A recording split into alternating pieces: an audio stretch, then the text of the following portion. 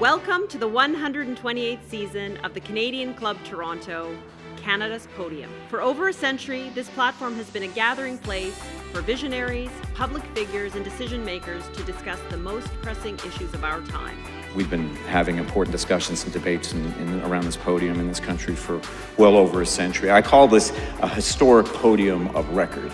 Our club's always been a forum for visionaries, public figures, and decision makers to command attention to the issues of our time. The Canadian Club is one of the most important podiums anywhere in the world that a Canadian can speak to, tell Canadians what it is that they think, develop those thoughts. And so I want to thank you for that very, very much. Please join me in thanking our esteemed panelists today. Through our programs and events, including our youth and young leaders programs, our diversity partnerships, our joint events, and our media and social media opportunities, we offer you access to dynamic political, social, and business figures from abroad and right here at home. The platform from which the eloquence of Canada has flowed all of that time, whether it be business, education, politics, sports, arts and culture. If someone wants to say something to Canadians about this country and about the future of this country, this is the venue you choose.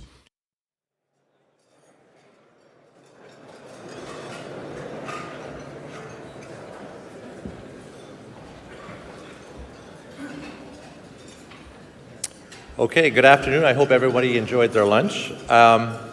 When it comes to national defense, Canadians like to think of themselves as peacekeepers. But as we know, life is not so simple. The history of the 20th century has shown us that when our way of life was at risk, it was Canada's soldiers and its armed forces that stepped up to our defense.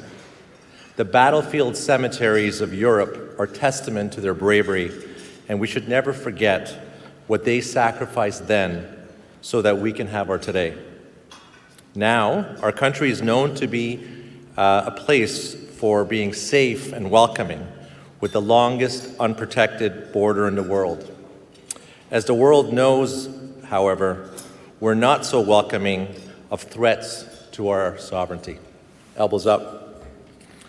And just over an hour ago, King Charles delivered the speech from the throne in our Parliament to reinforce that message. We know that our military rivals are investing heavily in their armed forces and the defense industrial bases that support them. Canada has not kept pace. Today, we host a timely conversation on the importance of a new defense industrial base strategy and what it means for Canada's labor force. Our ability to offer these timely and relevant conversations is due to the support of our partners and our sponsors. We are proud to partner with the Business Council of Canada to bring you today's events.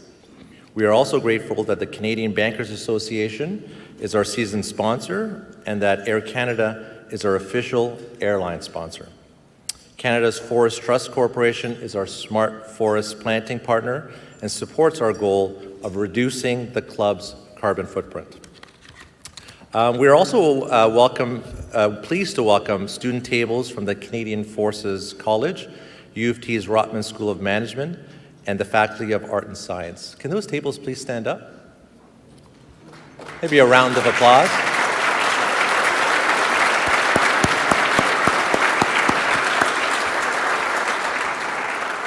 We're very glad that you're here, and hopefully you will enjoy the remarks and the discussions. Let me share some of the club information with you. I invite you to visit our website at canadianclub.org. Besides event and membership information, we've got a great on-demand event feature. I also encourage you to share information about today's event on your favorite social media platforms. And if you have questions for the CEOs, please take a moment to fill out the Q&A cards on your table. Our team will be collecting them and sharing them with our moderator. And for our online participants, please hit the red Q&A button on the right side of your screen when we open the floor for questions. At this time, I would like to introduce Roxanne Dubois, Executive Assistant to Uniform's National President, who will take the podium. followed by short words from David Chartrand, Canadian General Vice President, International Association of Machinists and Aerospace Workers. After Roxanne and Dave's remarks, we will continue our panel, which includes Blake Hutchison, President and CEO of OMERS, Eric Martrell, President and CEO of Bombardier, and Nancy Southern, Chair and Chief Executive Officer of ATCO Limited. Moderating the discussion is Louise Blais, Senior Special Advisor, U.S. International Affairs, Business Council of Canada, and Louise was previously Canada's Ambassador and Deputy Permanent Representative to the United Nations in New York between 2017 and 2021. Roxanne, Dave, Louise, panelists, Canada's podium is yours.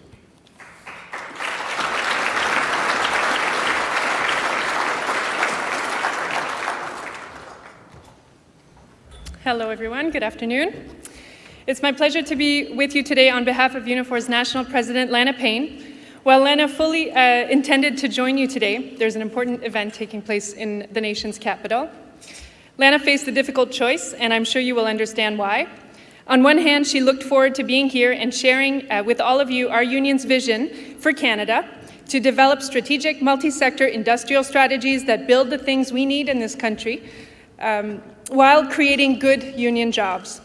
On the other hand, attending the throne speech alongside with none other than the King was too big of an opportunity to miss, and she is there to bring the voices of our members to Ottawa and to send a strong message about the role of labour in protecting Canada's sovereignty. Unifor is Canada's largest private sector union, representing 320,000 members from every region and economic sector across this country, including more than 10,000 in the aerospace sector. We represent the highly skilled workers whose dedication, hard work, and abilities build the machines and tools that our country depends on to meet our international obligations and defend our sovereignty. Whenever our governments have unleashed the full potential of Canadian aerospace and defense workers, we have always exceeded expectations and shown just how talented, innovative, and cutting-edge Canada truly can be. In our union's aerospace policy, published last year, we outlined a bold, worker-centered vision to grow Canada's defense industry, diversify partnerships overseas, deliver economic benefits to our communities, and create new opportunities for the next generation of workers through good unionized jobs. Unifor believes workers are the foundation of any meaningful industrial policy, and this policy must include three core pillars. First, government procurement policies that prioritize made-in-Canada manufacturing and production. Second, a large-scale, targeted and flexible investment program, one that identifies and serves the public and collective good of our communities. That means expanding our capacity to manufacture here in Canada, like water bombers, coastal and Arctic surveillance vessels, and aircraft. And last but not least, workers, of course, or workforce development. Good union jobs supported through higher learning and training that offer economic security for working people and their families and ensure the stability and longevity of this sector that is so crucial to Canada's economy. As our country's leader gather in Ottawa, and as the US-initiated trade and investment conflict continues to cost Canadians their jobs and erode their livelihoods, we need bold leadership from government and industry like never before. We need coordinated actions at all levels to build a strong, resilient, and thriving Canadian economy. We need to invest and reinvest in what matters most, Canada's workers. If Lana Payne were here, she would say the world has changed and is still currently changing and shifting. Even as we stand here today, there is no normal anymore. So we must plan things differently. And that means harnessing everything we have to reduce our dependency on the United States and to protect our sovereignty in this new world.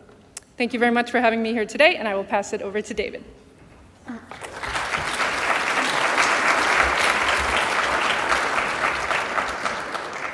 Thank you to the Canadian Club and Business Council of Canada for hosting today's discussion. We're having this conversation at a critical time. The Carney government's first federal budget will be tabled this fall, and with it, Canada's plan for reinvesting in national defence. It's expected to include a concrete pathway to meet our NATO obligations, including the commitment to spend at least 2% of GDP on defence, which the Prime Minister has committed to meeting by 2030. That decision alone sets the tone. We are entering a period of long overdue re-engagement and strategic alignment with our allies. Let us begin with the simple truth. Canada cannot afford to delay action on defence industrial revitalization. The global security environment is evolving quickly. and so are the economic risks of inaction. Our sovereignty is facing the most serious challenges in a generation. To meet them, we need to build a stronger, more coordinated foundation between industry, labor, and government. Because protecting Canada can no longer be the responsibility of just one sector. The need to modernize our defense capabilities is evident, but what is equally clear is that it is an economic opportunity for Canada, if we treat it like one. As the Business Council of Canada laid out in its recent Security and Prosperity Report, defense spending is not just an expense, it's an investment. Every dollar spent on defense and procurement can be an engine for Canadian manufacturing, innovation, and long-term competitiveness. So why should we increase investment in the defense and industrial base? First, our equipment is aging and must be replaced. We've let our defense industrial base weaken over time. Production and capacity were offshored, our workforce is aging, and meanwhile our global peers, including military rivals, have steadily invested in their innovation pipelines, technologies, and supply chains.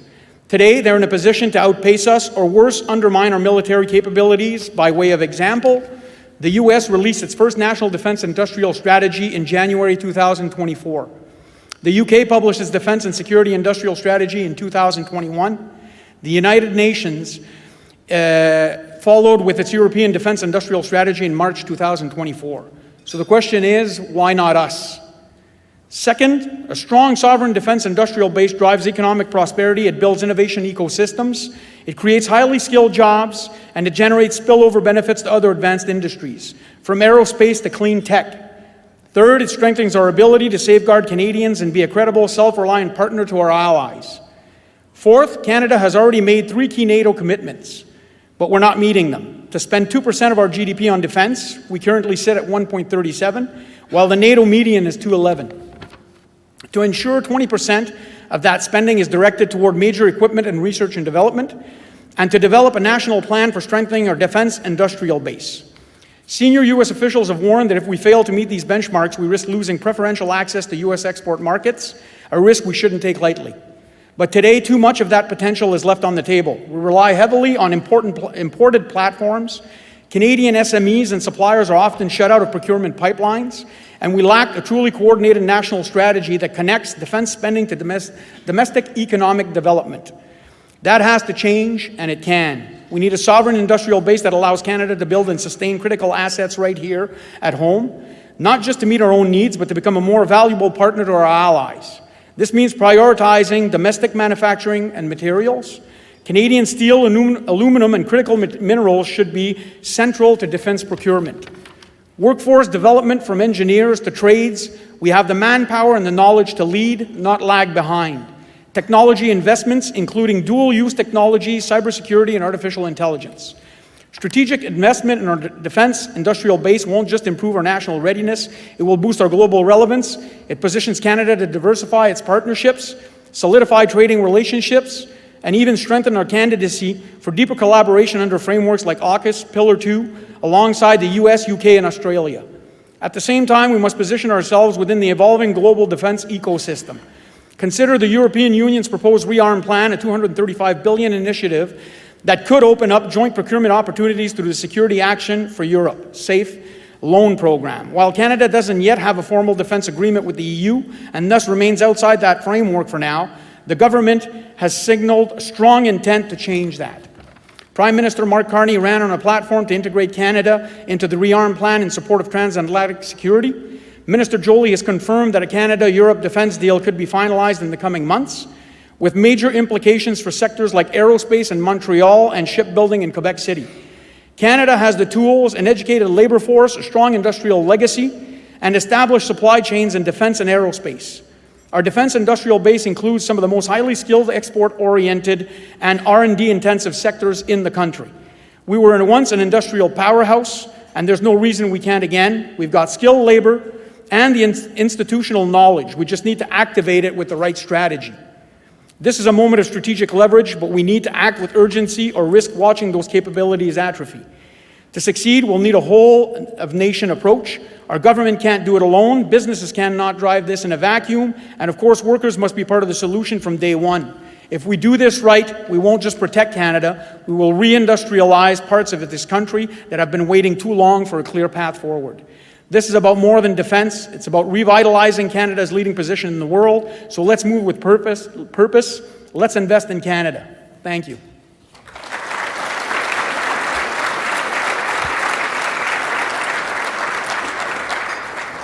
Well, it would be difficult to think of a better in-depth scene setter for the conversation we're going to have right now.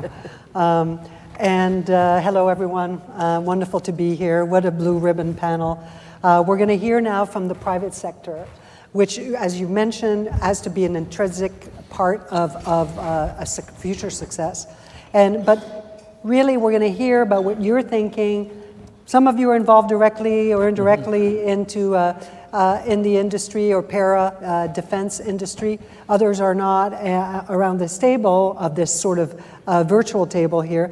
And I'd like to start with you, Nancy, and ask you, I mean, we've heard about how we've become complacent. Canada really focus on its soft power instead of its hard power, when in fact you really cannot have one without the other. They go hand in hand. I know that from my time in diplomacy.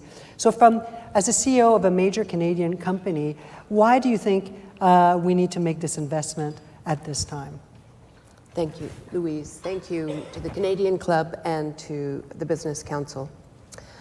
And I would just like to offer, before I start, my sincerest appreciation to the men and women in service, those of you represented here today. Thank you for looking after our country.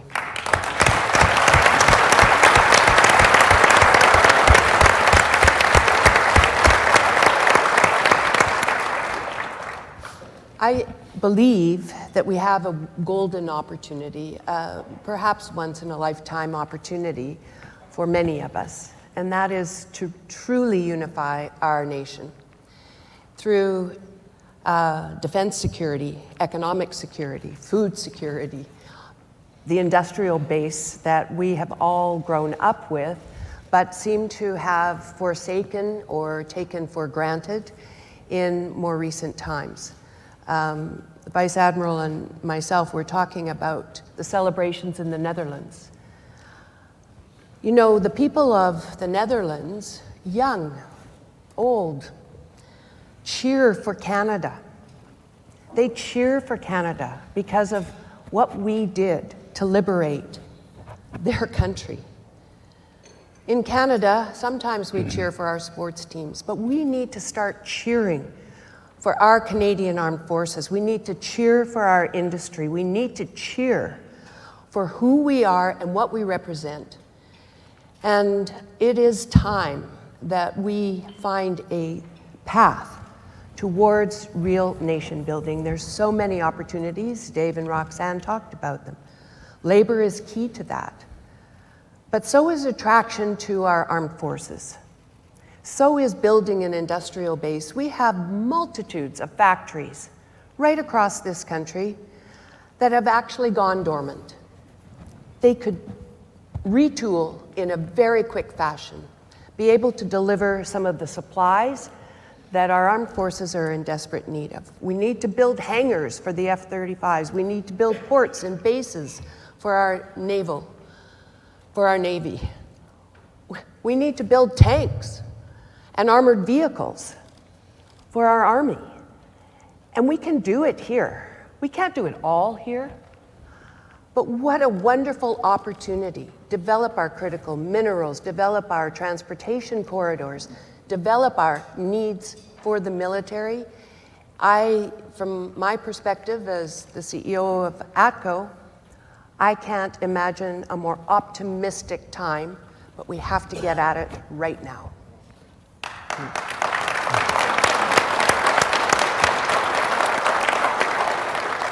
Eric, just building on that point, I mean, you were talking earlier about the fact that Canada needs a purpose. It needs a sense of national pride, and Nancy talked about it. We focus a lot on our hockey teams, but maybe it's time to really have, as a nation, a goal that we all share and that we're willing to sacrifice and make some of the sacrifices that are necessary in the future. You've spoken about that often. And so perhaps you can walk us through a little bit, what are the dividends for Canada to build our own defense capabilities and do it part of it home, and in partnership with allies, you're adamant about that. What would we reap from doing that as a nation? But I think it's very clear, Louise, that, first of all, we have the skill set to do that. We've been, actually, if you look at aerospace today, which is still about 218,000 jobs, and if I separate defense, which is about 80,000 jobs, there's still about 300,000 people in this country that are either building, defense product or airplane or some others. So the capability still exists. But to your question, I think there's huge benefit, in if we can achieve that together, in working with our military together, understand their needs, influence what also even the Allied may do after.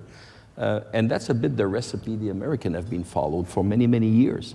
They do, I do contract. I'm very privileged Bombardier right now. I'm working with the Pentagon, and we've been working with these guys for 20 years, if not more. So we have airplane in Afghanistan and Iraq. We work on a program right now, it's public, it's called ADs.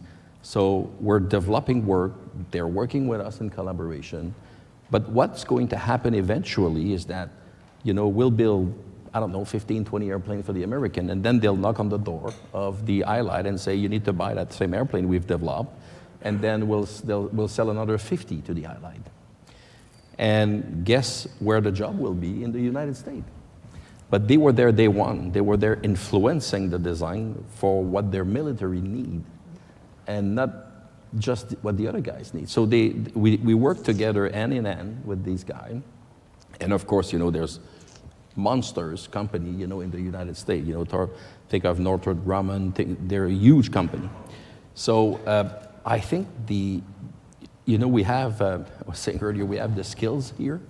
And I think now we have the will also that is starting. So we need to build on that. And I think, first of all, so it's going to be job creation in the country.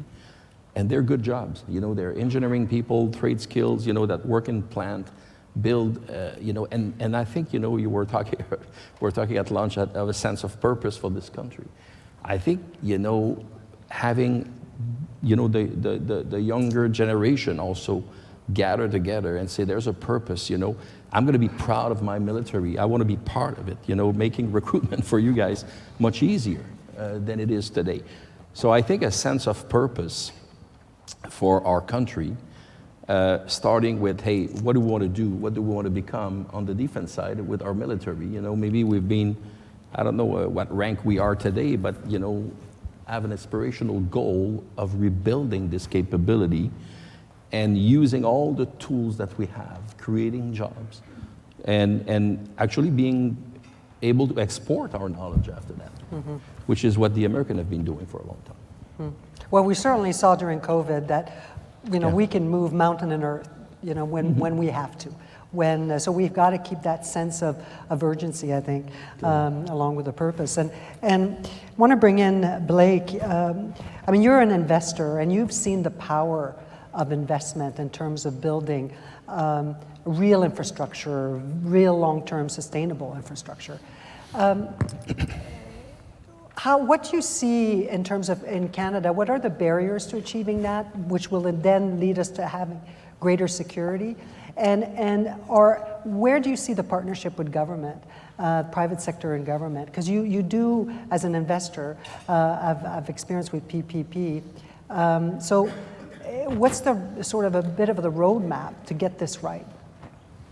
Well, Louise said she would probably serve us up questions that weren't the ones she sent in advance, and that's sure true, because that had nothing to do with anything you sent me.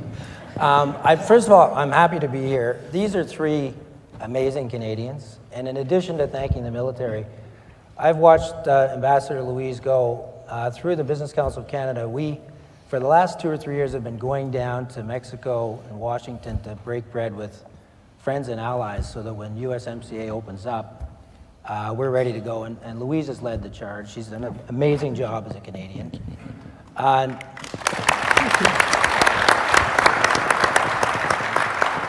Nancy's family, I'd say that they're one of the 5 families that have built Alberta, but I'd like to meet the other 4.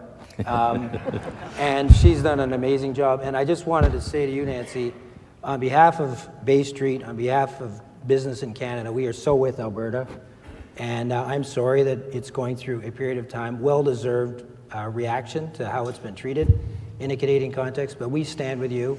We want this country to stay together. We fundamentally believe in Alberta as a big part of the fabric, and thank you for carrying the torch in that province for us. Thank you very much. We always leave the French to the end. Eric, if you don't know, he led Hydro-Quebec incredibly ably and then came back to run one of Canada's probably 5 greatest success stories in Bombardier. And I would say probably in its long history, and I've been, since I was a kid, a big fan of everything you do. You know, it has probably one of the greatest opportunities in the history of that business to help this country. So 3 great Canadians, and I just thought I would acknowledge them. And I am not a military expert. I'm a real estate person who happened to end up running a $250 billion pension plan. And real estate people are at the low end of the gene pool. But I'll make some contributions. The first thing I want to say, I'm going to frame something that I shared with my board last week. Goldie Hyder put on one of the most impressive 2-day events in Washington that Canadians have ever seen, bringing a bunch of us down, including the Prime Minister, 2 weeks ago, to meet with the U.S. Ambassador to Canada, the Canadian Ambassador to the United States, people like the CEO, J.P. Morgan, Newt Gingrich, 5 or 8 House of Reps, 5 or 8 senators for a 2-day intense period. And I wrote on the plane on the way back to my board of directors, what I learned in 2 days is this. Every single thing that goes through Washington goes over one desk. That one desk happens to be the President of the United States. However small the issue, temperamentally, economically, it goes over one desk. And that Trump 2.0 rolls like this. He comes to the office, he goes, you tried to kill me twice. You tried to impeach me twice. You tried to incarcerate me 4 times. You gave me 34 felony charges I didn't deserve. You robbed me of my second election. You ridiculed me from being President 45 to President 47 for 4 straight years. Guess what? I'm back. I'm President of the United States. I have the biggest military. Nobody can touch me. I have the biggest economy. Nobody can touch me. I don't believe in reciprocity. I believe in America first, and frankly, my family first. And if you want something, pay homage. If you don't, I don't care if you're Harvard University, you challenge me, I will crush you like a bug. And that's the way it's going to be for the next 4 years. So I think we need to recognize that that's the context. It's not worth criticizing. It's not worth, it's just, we need to recognize it as a country. We have an opportunity to focus on the things we can control. We have an opportunity to focus on the things we are great at. We have a positive obligation to build up our military strength. When we're at 1.36%, when we said we'd be at 2, we're about $12 or $14 billion behind what we promised to begin with. It's not just Trump's pointing this out that should activate Canadians. We've let down our allies everywhere. We've let down our country everywhere. We've got to show up, as we should, to defend our country. And it's not about, and by the way, if we think it's 2, it's not 2, because everyone else is going to 5, both to defend their own nation and probably to build their defense in case some of the nations turn on them. So I think this is an opportunity for us to be very clear. Last time I checked, a strong Canada has a strong economic power, it has a strong military power, it has a strong social power fabric. We've spent a lot of the last 10 years focused on the social construct and legislation and everything else. It's about time we start focusing on the economy again and the military again, because it's a 3-dimensional game of chess. We need all 3. So those would be my comments. Good. Thank you. Well, thank you for your kind words. And I think you've just basically, you can just answer whatever you want. It does not matter what I ask. And you know what? That is good. That's a good idea. If they cross, you're lucky. So you're the experts, and you have a message to, so if my question doesn't get there, please just run with the ball. And I think I'm so glad you did, Blake. But I will tempt my chance again with Eric. Eric, we'll go back to you and ask you, if you had the Prime Minister here, you had an hour with him, and to sit down and share some of the thoughts that you have on how we should do this. What are the ingredients? Who needs to be at the table? And what would be the grand sort of plan? What would be some of the top things that would come to mind for you to mention to him? I think I had the opportunity to do some of it. He came to visit Bombardier, which was a first for us for probably a couple of decades. We haven't had the Prime Minister walking the shop floor, coming to our employees, and taking time to realize what we're doing there and what we're capable of doing. So first of all, we're very proud of that. So I had a brief conversation with him, and clearly we talked about the procurement process. We said there's something there that needs to be revisited. You know, I'm dealing, my team is dealing with multiple countries. You know, you may have heard yesterday, you know, we just sold 2 airplanes to the Swedish, you know, and then we're working with UAE, we're working with France, we're working with a lot of different RFP out there. And clearly there's different things, and I think we got things to learn from other countries that I think we could benefit of bringing over here to, you know, speed it up a little bit and be a bit more efficient to bring things to market. The second thing that I would tell him is probably we need to work way before that, not the day of the crisis only, because very often in this world it's too late. You know, it takes time to develop technology, it needs investment. So we need to start working together today, understand what do we need in 5, 10, 15, 20 years down the road, and have people that are thinking about this now, have people that are working on the short term. But I think, and it's going to require discipline, you know, from one government to another. But I think the will is there right now. And sometimes I know it's a challenge, you know, it's a priority today. And this morning we're having a conversation that it's a priority today. Let's use that momentum, because in 5 years down the road, it may be different. Like if you go back 5 years ago, it would have been a different conversation. You know, nobody was talking about it, or very few people only. So I think I would say procurement process, but I say collaboration at early stage will help us, you know, to probably create jobs in this country also, and of course help our military to get the tools they want, and eventually being able to export those to other countries. Today, you know what we do at Bombardier, we build airplane, private jet mainly, and defense jet. We are 1% of the exportation of this country.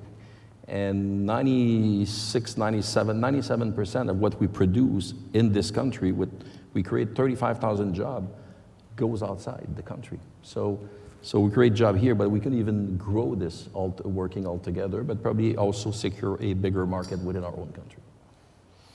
It's so true what you say about the importance of predictability, you know, from government to government. We really don't have that. It seems that one government comes in and wants to undo everything the previous government did. But the private sector, if it's going to partner, is going to need some form of long term. And I'm just wondering if that doesn't start with the population and what the population wants. As long as the population stays committed, has reasons to be committed, labor, NGOs, everyone working together, academia, then you create that basis where governments will have to follow in a way. And Nancy, sort of, from your perspective, what would be those areas of capabilities that would be low-hanging fruits and places where we should want to go? Because you've said earlier, we can't do it all, obviously. We're going to have to make choices. And do you have a sense of where you think we should go? Well, first of all, I think the best way to kickstart the economy and get productivity and prosperity back into our concepts and thinking is to build the industrial defense base. It is the quickest way, in my mind, to actually create new jobs, support our armed forces, and develop the infrastructure required to support the armed forces, which will coexist with the development of industry and economic prosperity in the future. So I can't imagine that this isn't the right way to go, is to first focus on our defense base. And I think as we talk about where is our threat going to come from, it is across the Arctic. And we have a very large expanse of land with a lot of rich minerals and resources available that we haven't developed. And we have the indigenous people of the North that have been underserved. Our military, our armed forces is underserved in the Arctic. And one way for us to actually do nation building is to start putting in the infrastructure in the Arctic. Our radars, we talked about NORAD modernization for a long time. Canada committed $2 billion to modernization 4 years ago, and we have done nothing. We have not done one thing. The communities in the North deserve the same opportunity for economic development as the communities in the South. And at the same time, with our military, naval, and armies, we could actually, and Air Force, we could actually create economic development and prosperity for northern communities, new trade and shipping routes for our businesses. The point on how much we're spending, like on NATO itself, you know, it's curious to me that the EU is now, and I think, Dave, you talked about it, the EU is now, in fact, the Central Bank of Europe, is putting aside an off-balance sheet fund to support its nations in defense spend, to reach those 4.5%, 5% targets. This has to all come together. It has to be the policymakers' fiscal addressing for Canada in creating greater growth and prosperity. But we also have to include a monetary lens to the discussion with the Canadian Armed Forces development. And that is, if we are going to take on a robust commitment of investment, we do not have enough people. We don't have enough educating training facilities. It will create some labor inflation. There will be material supply inflation. We need to have the Central Bank of Canada sitting at the table with us. So I would add, if it were me to have who the table would be not just the Prime Minister, but the Governor of the Bank of Canada. It would be our pension funds that really have the access to liquidity for investment, the industrial base, the Canadian Armed Forces, and labor all need to be at the and education. Academia needs to be at the table. And we need to set a timeline, give us 2 days, say what the priority, what the aspirational goal is, and send us all away to figure it out. We don't have any time to waste. And I think, General Daw, this morning, you mentioned that security in the globe today is very fragile. There are threats coming at us from all over the world. You know, the Chinese, we take democracy for granted, for crying out loud. And you look at South America, the Chinese are infiltrating South America, disrupting their democracies, their young, fragile democracies. And here we are in the best country of the world, and we've been navel gazing for the last 10 years. We really do need to take action. We need to support those two officers at these two tables and all of you up and rising armed forces people right across Canada support you. And in supporting you, we develop the great industrial base and economic prosperity that we all deserve and we're all looking for. Yeah. Good. We're talking about how very few countries are as well positioned as Canada is in terms of access to everything that we need, the energy, the critical minerals, and if not us, then who? You know, it really is that. Nancy, you've opened up the partnerships and all of those that have to be at the table. What is the place of institutional investors at this grand table, Blake? So I can speak for our pension plan. We're one of 8, as you know, of the big ones. And there's been a fair bit of criticism levied that we're not putting enough into Canada. Again, I can't speak for the others, I can speak for ours. We've been heavily invested in this country. We'll continue to be heavily invested in this country. We have a home court advantage. We have deep relationships. We understand the rule of law. We like the currency. And we are all in Canada. Nancy, in your province alone, we own Banff Springs Hotel, Jasper Park Lodge, Shadow Lake Louise. You know, in this town, Yorkdale Shopping Center, Square One, Scarborough Town Center, 20% of the office product, downtown Toronto, Calgary, Alberta. Sorry about this, Toronto Maple Leafs, own a piece of those. Raptors, FC. Anyway, we've wrapped ourselves in a Canadian flag. We're going to continue to do so. And the truth is, you also, if you want to get wealthy, put all your chips on one square. If you want to stay wealthy, you have to diversify. So we have diversified around the world. I think this is a moment in time where clearly we all sense the need and the urgency. I had breakfast this morning with Premier Brian Gallant here, another great Canadian, by the way. And we said, what are the 2 things that are most urgent? Addressing productivity and addressing the military spend. And by the way, they marry beautifully. Because to your point, Nancy, those 2 things come together in perfect unity. And by the way, the 2 biggest priorities of the Prime Minister are military spend and global relationships, and One Canada also come together beautifully. And to your point, we need the Governor of the Bank of Canada and the Prime Minister at the table. We've made it a little easier in the last couple of weeks, because it happens to be the same guy, but that's a different conversation. That's a different. Yeah. So I would say to you, Louise, the Canadians are on high alert to try to do more in Canada. There are opportunities. The banks in this country, the envy of the world, the banking system, the pension plans in this country, the envy of the world. We always beat on these institutions. The truth is, they are the envy of the world. So many of the great companies, including the 2 represented here, the envy of the world. To your point, Nancy, let's get a plan, military plan, economic plan, get people in a room. If you don't know where you're going, I think Yogi Berra said it best, you'll find out you're somewhere else.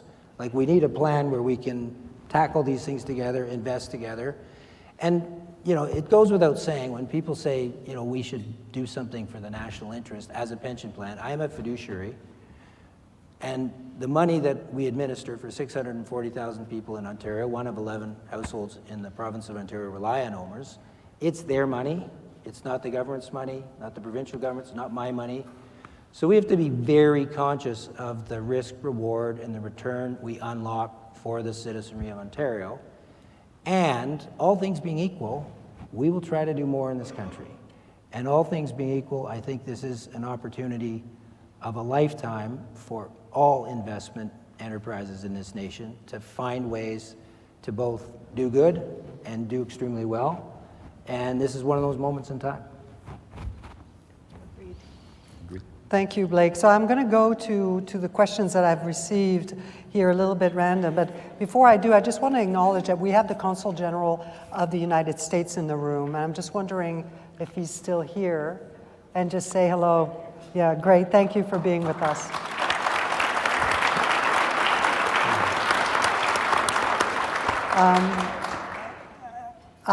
But I also wanted to, because the next question I think I wanted to ask from these questions, which comes, I'll read it literally and then I'll add my 2 cents.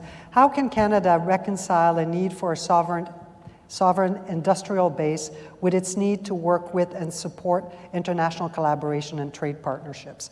So the question is, how sovereign is sovereign? Who are our allies? And how do we work with them? And what's the path forward?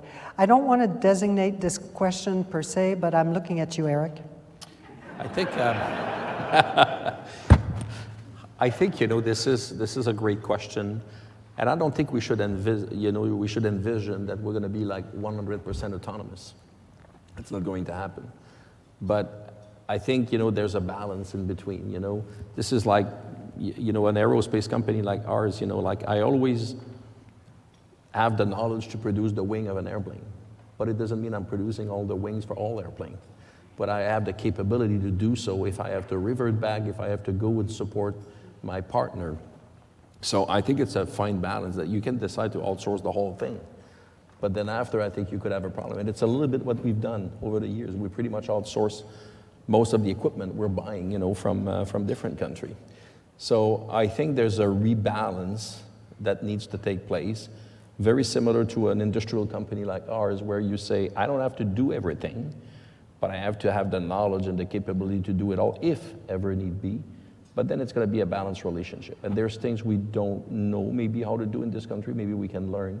But we have a huge capability, and I think that's the basis of this conversation we're going to be starting.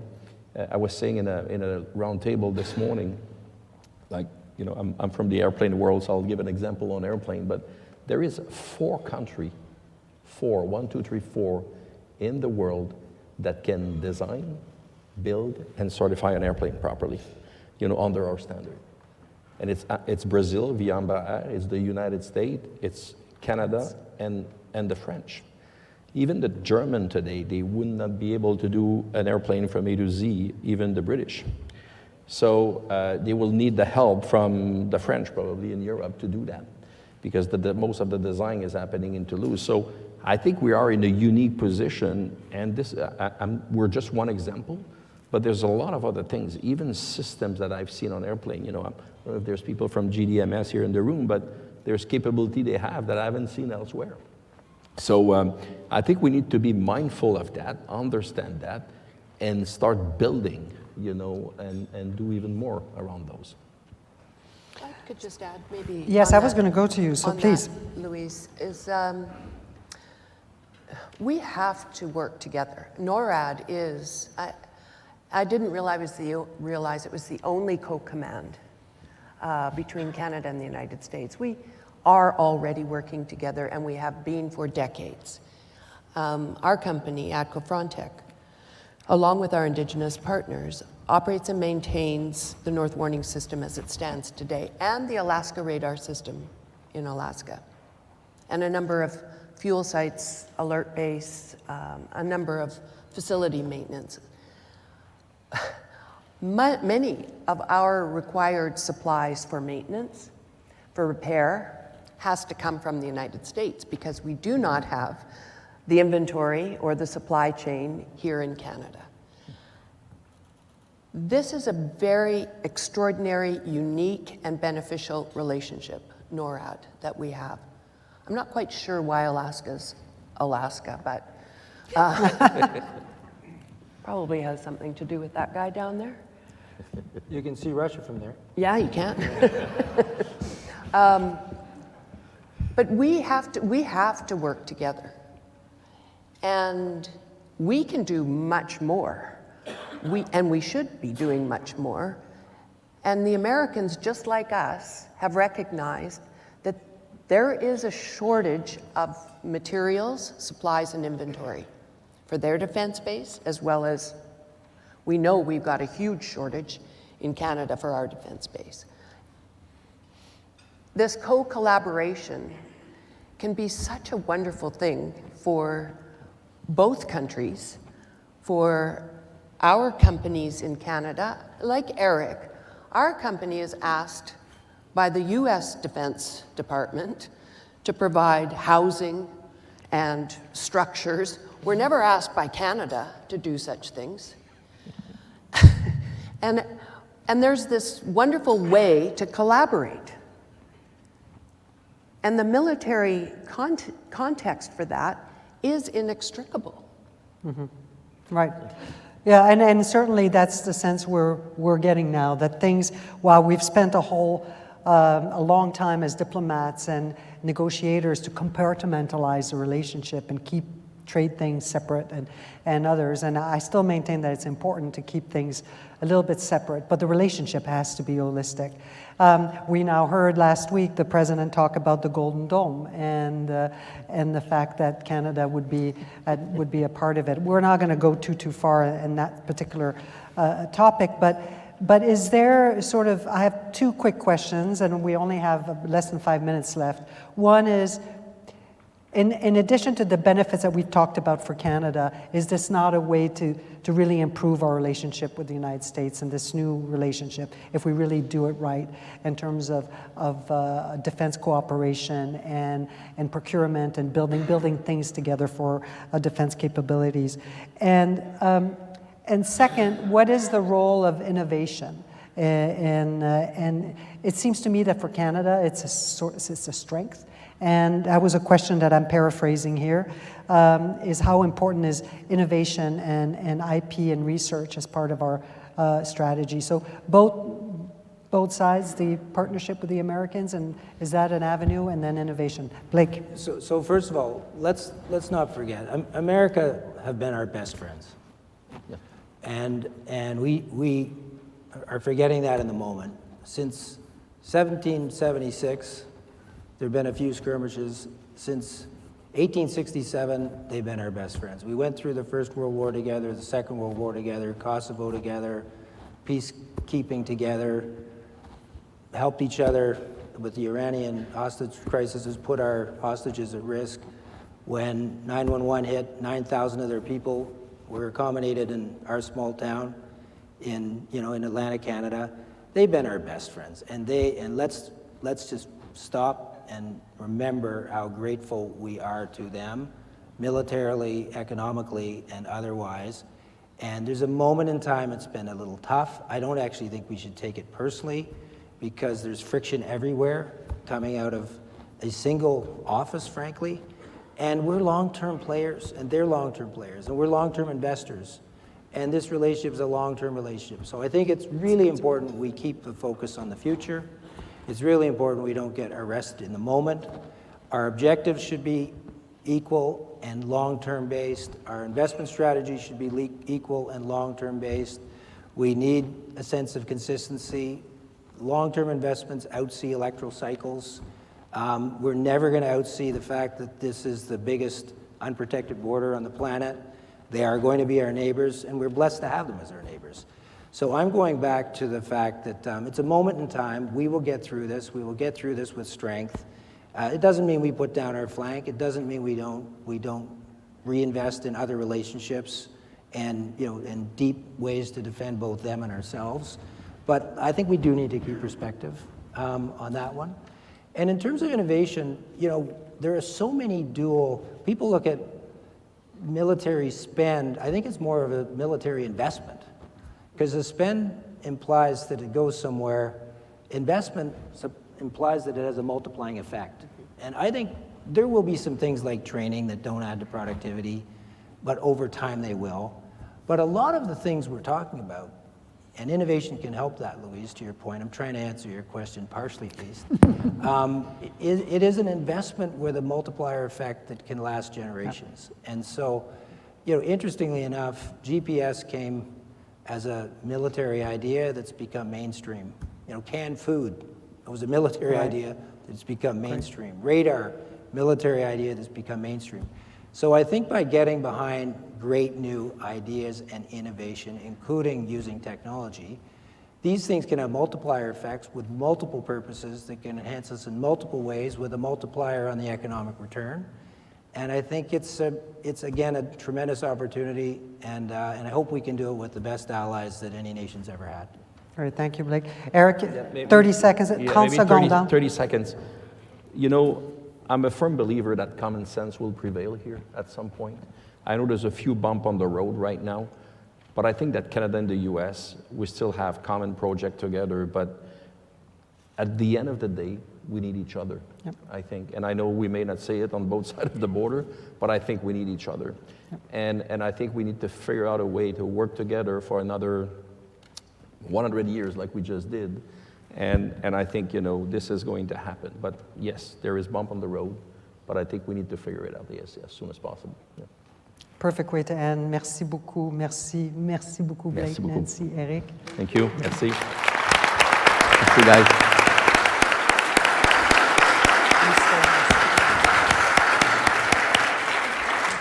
Good afternoon. I'm Goldie Hyder, the Business Council of Canada.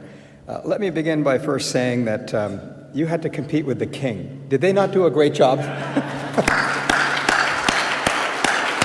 But I will say, the King was talking about what we were talking about. I just got a note saying that the throne speech today included a commitment to boost Canada's defense industry by joining Rearm Europe to invest in transatlantic security with Canada's European partners. And at the same time, the European Union announced an $150 billion investment in rearming for their own safety and security as well. You can see how topical the discussions are today, and I'm really humbled to be here amongst all of you. And Nancy, you said this is a golden opportunity, and I like it. I think this is truly a moment in our history where we get a chance to control our own controllables. Blake, I can't disagree with you whatsoever that the United States of America is, by geography and otherwise, our best friend and our ally. And I often go down there and I tell them, we're pretty darn lucky to have you. But you know what I also tell them? You're pretty darn lucky to have us as your neighbor too. There's not a lot of places in the world where you can have the kind of relationship that Canada and the United States have. And so we need to build upon that history. Today was also about readiness. How ready are we to meet the challenges of today? And the word for many people these days, and business in particularly, is one of uncertainty. I will tell you what I hear around the world is actually a different word, and that word is security. Security with everything attached to it you can imagine, whether it's mineral security, energy security, food security, cyber security, national security, economic security. The list goes on. And the neat thing about where we find ourselves is Canadians have awoken. Canadians have been brought together and are galvanized and are ambitious about our country. They want to see some things happen. They've elected a government with a mandate to make things happen. And so let us not lose this moment that we find ourselves in. And it is days like today. It is the leadership that's provided with Roxanne and Dave. It's the leadership that's provided by just a sample of the members that I have the privilege to serve at the Business Council with Blake and with Nancy and Eric and my colleague and Ambassador Blais. I want to thank on behalf of all of us, all of you, for providing the leadership that you are and by being here together. And let's not forget how important it is for Canadians to see business, government, labor, working together. With all due respect, governments are going to come and governments are going to go, but the things we're talking about today are going to require a long-term view, a long-term strategy, one that we're going to have to execute with commitment. So please join me in thanking Roxanne, David, the Canadian Club, and all the panelists here as well.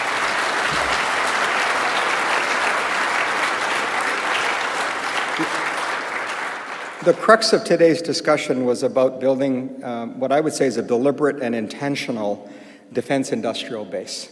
This is actually about, as Canadians, making some choices. My father likes to say the problem in Canada is there aren't any, so we're busy making them all up for the last 150 years. Well, today we actually have problems, and we actually need to solve those problems, and we need to do it with purpose, with conviction, with our values in store. And I've often said no serious country outsources its national security. It's a form of outsourcing your very sovereignty. And so this is an opportunity for Canada to recognize that it starts with your sovereignty. Everything flows from being able to be a sovereign nation. And getting the defense piece of this right is going to be extremely key. And I think what you heard here today, and I felt so proud hearing the stories, not just that were told here, the stories that I know, about how Canadians can compete, how we can win, because we have all of the elements. It's not just the resources that we're all well known for from the natural resources side. I'm talking in particular about the human resources, our talent, our skills, our ability to have the world-class education facilities, to work in partnership to be able to deliver the kinds of thing we're starting here today. And that is my final message to you, that today represents a beginning. It's just a start. And we need to get going together. So thank you all for your involvement here today and for what will be long-standing relationship as we go forward. And a good afternoon to everyone.